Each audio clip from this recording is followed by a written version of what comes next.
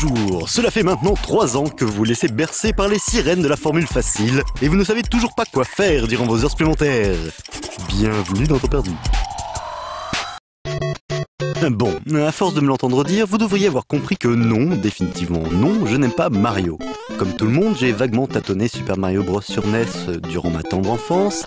J'ai aussi dépensé mes rares deniers dans la version arcade de Donkey Kong, et j'ai eu droit à des heures de jeu sur les différents portages Game & Watch de ce personnage. Bref, je ne sais pas d'où ça me vient, mais je déteste Mario. Alors forcément, si l'on me propose de changer sa sale tête par au choix Samus, Megaman, Link, Simon Belmont ou encore Bill Riser, tout de suite je dis oui.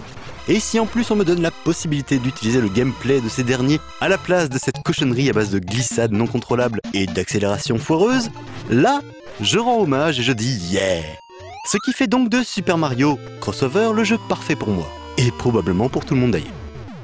Dans Ninja Pyro, Pencil Kids nous propose de retrouver les aventures de Bowja, son ninja fétiche.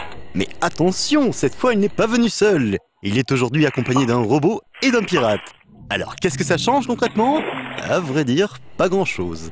Il s'agit toujours de cliquer sur les points signalés à l'écran dans le bon ordre, à la seule différence que les actions possibles ne seront pas les mêmes suivant le personnage que vous contrôlez. Sinon, c'est toujours aussi débordant de kawaii, toujours aussi sympathique à faire, et toujours un petit peu trop court.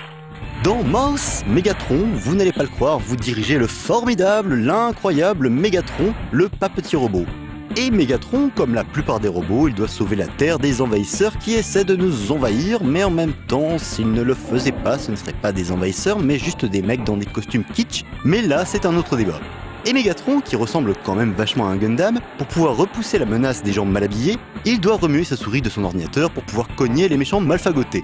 Enfin, plus précisément, c'est vous qui allez devoir remuer votre souris. Et ça donne un passe-temps pas désagréable, mais qui fait mal au poignet. Je l'avoue, j'ai tendance à raconter un peu ma vie dans cette émission. D'ailleurs, aujourd'hui, je vais vous parler de l'une de mes nombreuses addictions. J'aime les réussites.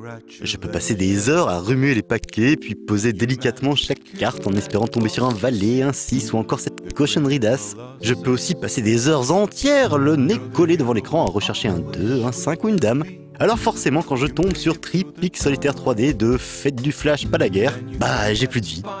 Des milliards de combinaisons possibles, un gameplay simple et sans faille, un tableau des scores à l'échelle mondiale, une replay value comme disent les journalistes anglophiles ou en manque d'inspiration, tout simplement infini, que du bonheur. Du bonheur durant des heures, des jours, des mois, bref, de quoi ne jamais oublier qu'il ne faut surtout pas oublier que, pour gagner plus, jouer plus.